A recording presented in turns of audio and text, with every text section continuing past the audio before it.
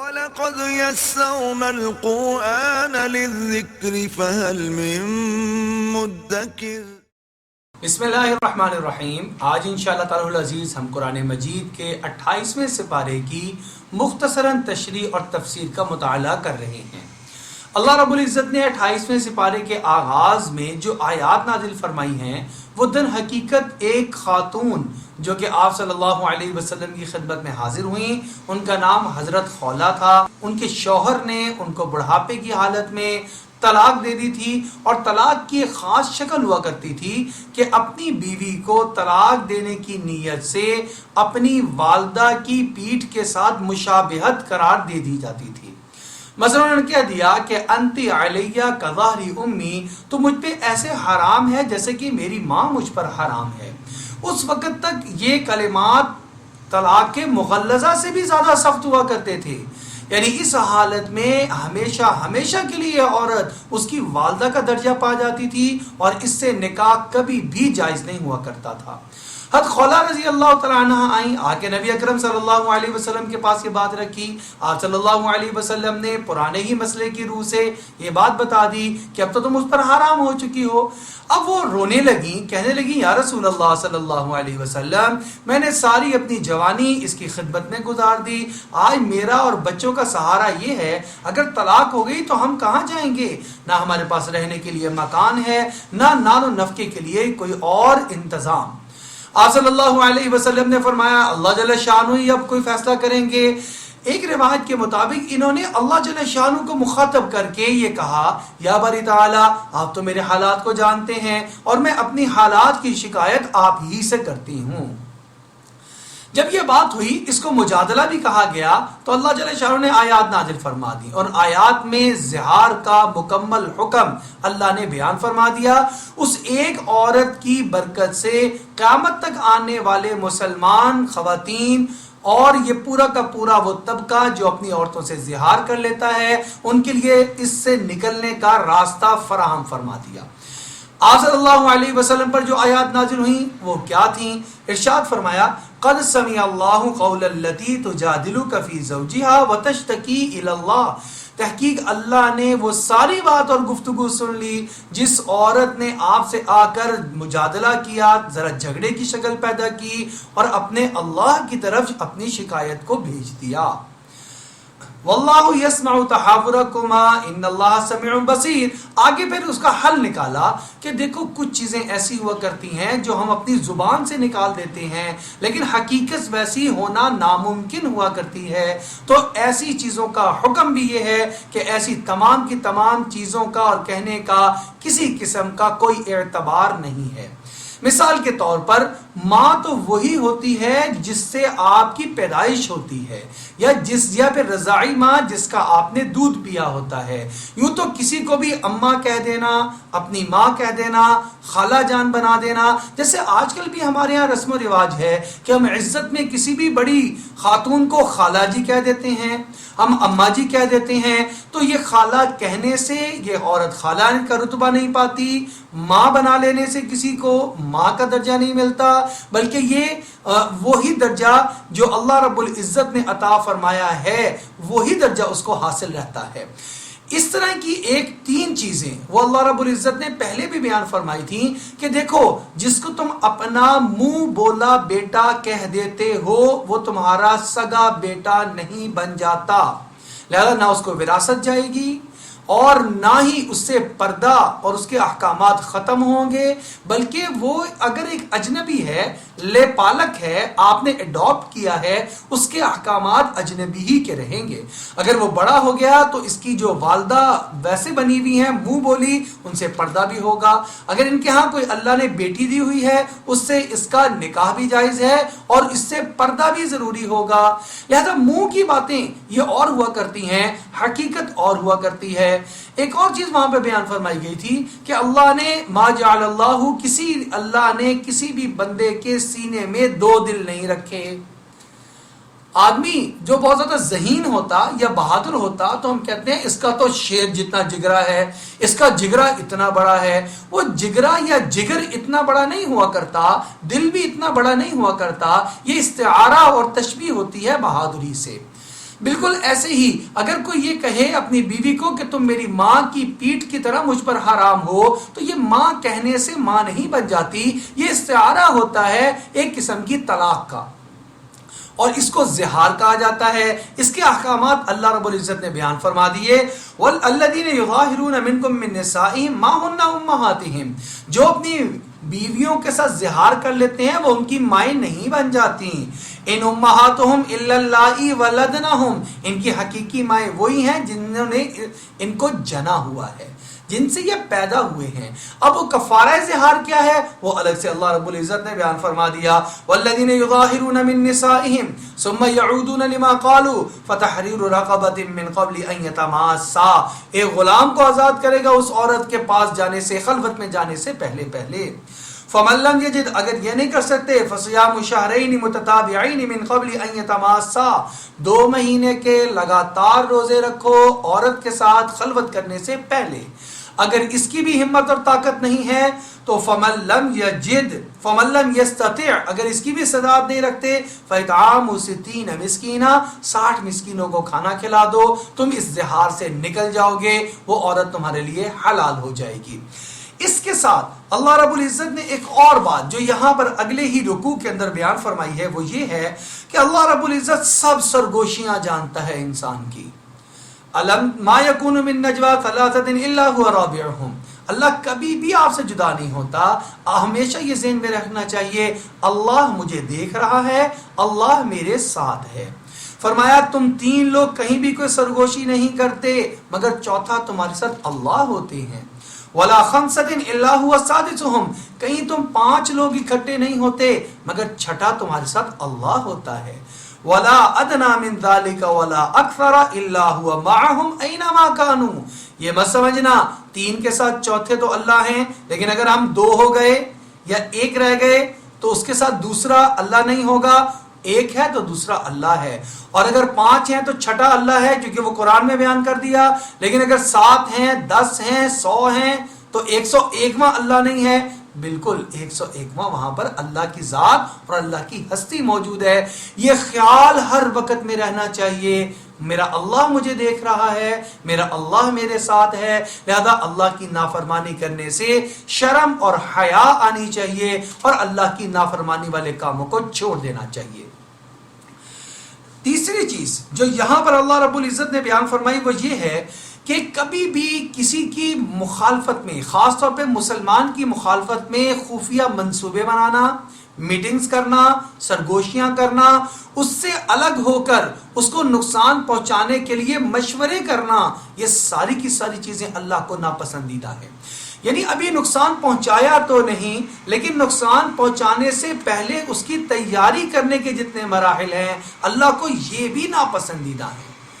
اسی لیے اللہ رب العزت ارشاد فرما رہے ہیں، یا ایھا الذین آمنوا، اے ایمان والو، اذا تناجیتم، جب بھی تم آپس میں کوئی مشاورت کیا کرو، فلا تتناجوا بالاثم والعدوان ومعصیۃ الرسول، کبھی بھی مشورہ نہ تو گناہ کا کرو، نہ سرکشی کا کرو، نہ رسول اور اللہ کی مخالفت کا کرو۔ پھر کیا کرو؟ اگر مشورہ کرنا ہی ہے، پلاننگ اور منصوبہ بنانا ہے، وَتَنَاجَوْا بِالْبِرِّ وَالتَّقْوَى، نیکی کا کوئی کام کرنا ہے تو اس کے پلاننگ اور منصوبے کے لیے اکٹھے ہو جاؤ، تو یہ ثواب کا کام ہے، کوئی حرج نہیں۔ وَالتَّقْوَى، کوئی تقوی کا کام ہے، اس کے لیے اکٹھے ہو رہے ہو۔ جماعت کے لیے نماز میں ہم اکٹھے ہوتے ہیں، ہم کسی درس قرآن کے لیے اکٹھے ہوتے ہیں، کسی مقام پر حدیث کی تعلیم ہوتی ہے، ہم اس کے لیے اکٹھے ہوتے ہیں، اس بات کے مشورے کے لیے سر جوڑ کر بیٹھتے ہیں یہ دین پوری دنیا میں کیسے غالب ہو جائے۔ یہ ساری کی ساری چیزیں یہ صحیح تقوی اور نیکی والی مشاورت کے اندر داخل اور شامل ہیں۔ ایک اور چیز یہ فرمائی گئی کہ جب تم اکٹھے بیٹھو اور کوئی مجلس میں آ جائے تو اس کے آداب میں سے یہ ہے کہ اس کو جگہ دے دو۔ ہمارے عام طور پہ یہ بھی رواج بن گیا، ہم کسی کو اپنی سیٹ نہیں دے سکتے، اور اگر نیچے بیٹھے ہوئے ہیں تو کسی جگہ کوئی لوگ شخص آ گیا تو اپنی جگہ سے ہٹنا نہیں چاہتے۔ آپ کو میں قرآن مجید کی آیت سناتا ہوں۔ اللہ کے پیارے نبی صلی اللہ علیہ وسلم کے پاس صحابہ بیٹھے تھے اور صحابہ آئے، آپ صلی اللہ علیہ وسلم نے فرمایا مجلس میں وسعت پیدا کر دو۔ یا ایھا الذین آمنوا، اے ایمان والو، اذا قیل لکم تفسحوا فی المجالس، جب تم کو کہا جائے مجلس کے اندر تھوڑی سی وسعت پیدا کر دو، فافصحوا، تو تم وسعت پیدا کر دیا کرو۔ اور اگر کبھی کوئی خاص مشورہ ہو رہا ہو اور تم آؤ اور کہا جائے کہ تم مت بیٹھو تو مت بیٹھا کرو، اس میں کوئی دقت والی بات نہیں، پریشان ہونے والی بات نہیں، اپنی عزت اور انا کا مسئلہ بنانے والی بات نہیں۔ یہ آداب ہیں جو کہ اللہ اس کے نبی صلی اللہ علیہ وسلم اس امت محمدیہ کو سکھانا چاہتے ہیں، اس لیے ان آداب کی رعایت رکھتے ہوئے زندگی گزارنی چاہیے۔ اسی پارے میں قد سمع اللہ میں منافقین کا بھی کچھ تذکرہ کیا گیا کہ ان کا طرز عمل کیا ہوتا ہے۔ ان کا طرز عمل ہمیشہ یہ رہتا ہے کہ عام حالات میں تو مسلمانوں کے ساتھ ملے جلے اور اکٹھے رہتے ہیں، لیکن جب کوئی اجتماعی معاملہ آ جائے، کچھ اجتماعی طور پر مسلمانوں کے لیے کوئی اچھا کام کرنے کے لیے کوئی موقع آئے تو یہ لوگ اس موقع پر نہ پیسے کو خرچ کرتے ہیں، نہ مشورے میں شریک ہوتے ہیں، بلکہ اس وقت میں وہ بالکل کوئی بہانہ اور عذر کر کے لا تعلق ہو جایا کرتے ہیں۔ تو یہ ایک بہت بڑی بات ہے ان کی۔ آپ صلی اللہ علیہ وسلم کے زمانے مبارکہ میں بھی ایسا ہوا کہ جب وہ اللہ کے راستے میں نکلنے لگے تو انہوں نے پہلے کہا ہوا تھا کہ ہم آپ کے ساتھ چلیں گے، لیکن جب عین نکلنے کا موقع آیا تو سب بہانے تراش کر آ گئے۔ کسی نے کہا میرا گھر اکیلا ہے، میں چھوڑ کر نہیں جا سکتا، کسی نے کہا میرے بچے چھوٹے ہیں، میں ان کو چھوڑ کر نہیں جا سکتا، کسی نے کہا اس وقت میں میرے مالی حالات اور میرے اسباب و وسائل اس بات کی اجازت نہیں دیتے کہ میں آپ کے ساتھ چل سکوں۔ اللہ رب العزت نے ان کا تذکرہ فرمایا الم تر الی الذین نافقوا یقولون لاخوانهم الذین کفروا من اہل الکتاب لئن نخرجتم لنخرجن معکم۔ جس طرح یہ ایمان والوں کے ساتھ کرتے ہیں ایسے ہی یہ منافقت کفار کے ساتھ، اہل کتاب کے ساتھ بھی کر جاتے ہیں۔ ان کو کہتے تھے اگر تمہیں نکالا جائے گا ہم بھی یہاں سے نکل جائیں گے۔ اللہ رب العزت فرما رہے ہیں کہ ایسا نہیں ہوگا، ولا نطیع فیکم احدا ابدا، ہم تمہارے معاملے میں اہل کتاب ہم تمہارے ساتھ ہیں، ہم تمہارے معاملے میں کسی کی بھی بات نہیں مانیں گے، لیکن جب موقع آتا ہے تو یہ ان سے بھی جان چھڑا کر بھاگ جاتے ہیں، کیونکہ منافق اصل میں ماحول اور حالات کو دیکھ کر چلنے کا نام ہوا کرتا ہے۔ منافقت اسی بات کا نام ہے، حالات جس رخ پر جا رہے ہوں ہم اسی رخ پر چلنے لگ جائیں، یہ سوچے سمجھے بغیر کہ میرا نظریہ، میرا عقیدہ اور میرا جو پہلے ایک ایمان ہے وہ کیا تقاضا کرتا ہے، اخلاقیات، میری اقدار، میری کمٹمنٹس کیا مجھ سے تقاضا کرتی ہیں، ان کو بھلا دینا، سب کچھ چھوڑ کر حالات کے ساتھ رخ کے ساتھ بہہ جانا، یہی منافقت کی نشانی ہوا کرتی ہے۔ اللہ رب العزت نے یہاں پر یہ بات بھی ارشاد فرمائی ہے کہ تم ایسے مت ہو جانا، وَلَا تَكُونُوا كَالَّذِينَ نَسُوا اللَّهَ فَأَنسَاهُمْ أَنفُسَهُمْ۔ اے ایمان والو تم ایسے مت ہو جانا کہ جن لوگوں نے اللہ کو بھلا دیا اللہ نے خود ان کی ذات کو ان سے بھلا دیا۔ عجیب جملہ ارشاد فرمایا ہے۔ اب ذرا غور کریں، جو اللہ کی اطاعت نہیں کرتا، جو نماز کی، روزے کی فکر نہیں کرتا، اس کی حالت کیا ہو جاتی ہے؟ وہ جب مال کمانے میں لگتا ہے تو نہ صرف احکامات الہیہ کو چھوڑ رہا ہوتا ہے، نماز آتی ہے فکر نہیں کرتا، روزہ رکھنے کا وقت آتا ہے روزہ نہیں رکھتا، حج کرنے نہیں جاتا کہ خرچ ہو جائیں گے پیسے، زکوٰۃ ادا نہیں کرتا، یہ ساری چیزیں تو وہ اللہ کی نافرمانی میں کر رہا ہوتا ہے، خود بھی مال کی محبت کی وجہ سے اپنے اوپر خرچ نہیں کر پاتا، اپنے آرام کا خیال نہیں رکھ پاتا، بعض اوقات اپنی اولاد پہ خرچ نہیں کر پاتا، جمع کرنے کا اتنا شوق، اتنا لالچ اور اتنا ہوس اس کے دل میں آ جاتا ہے کہ پیسے ہونے کے باوجود آسائش والی زندگی، آسانی اور راحت والی زندگی نہیں گزار سکتا۔ اس لیے اللہ نے فرمایا یہ ہمیں کیا بھلائیں گے، ہم خود ان کی ذات کو بھلا دیتے ہیں، ان سے اب ان کو بیماریاں لگتی ہیں، شوگر لگ جاتی ہے، بلڈ پریشر، حتیٰ کہ کینسر، اور اس دنیا سے انسان چلا جاتا ہے، در حقیقت اپنی بھی کیئر نہیں کر پاتا، اللہ کو بھولا، اللہ نے اس کو اپنے آپ سے بھلا دیا۔ اس لیے اللہ جل شانہ کو یاد رکھنا چاہیے، انسان اپنی بھی کیئر آسانی سے کر سکتا ہے۔ آخر میں مطلقہ کے بارے میں ارشاد فرمایا کہ دیکھو مطلقہ کو جب تم طلاق دو تو پھر عدت گزارنے کے لیے دو، اور پھر عدت پوری ہو جائے تو اس کو چھوڑ دو. اور عدت کیا ہوگی اس سب کا تذکرہ سورہ الطلاق کے اندر بیان فرمایا ہے. پہلے فرمایا یا ایھا النبی اذا طلقتم النساء فطلقوهن لعدتهن، عدت گزارنے کے لیے ہو، واحصوا العدہ، اور عدت کو شمار بھی کرو. آج ہم غور کرتے ہیں تو ہمارے اندر سے عورت کی عدت گزارنے کی جو ایک پابندی ہے اس کو بھی فالو نہیں کیا جا رہا. بے شمار ایسی عورتیں جن کے خاوند فوت ہو جاتے ہیں وہ عدت کی پرواہ کیے بغیر باہر بازاروں میں اور کہیں رشتہ داروں کے ہاں آنا جانا عام رکھ لیتی ہیں. طلاق ہو جاتی ہے تو ان کی جو عدت ہے اس میں گھر میں بیٹھنے کی بجائے عدت کے جو مکمل احکامات پر عمل کرنے کی بجائے دوسرے ہی دن تیسرے ہی دن طلاق والے دن بھی وہ باہر پھر رہی ہوتی ہیں. اب ذرا غور کر لیں ان کی عدت کیا ہے. اور عدت میں اللہ رب العزت نے فرمایا اگر اس کو طلاق دی گئی ہے اور اس کو حیض آتا ہے تو 3 حیض اس کی مدت عدت شمار کی جائے گی. اور فرمایا واللائی یئسن من المحیض من نسائکم، اور وہ عورتیں کہ جن کو حیض نہیں آتا بوڑھے ہونے کی وجہ سے،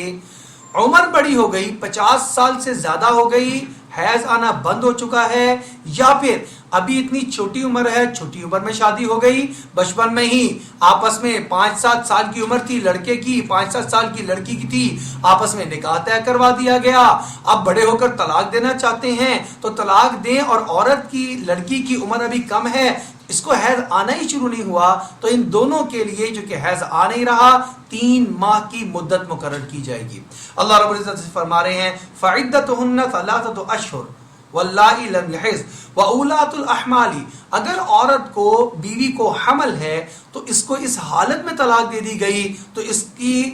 جو مدت ہے عدت کی وہ وضع حمل ہے. وہ اگر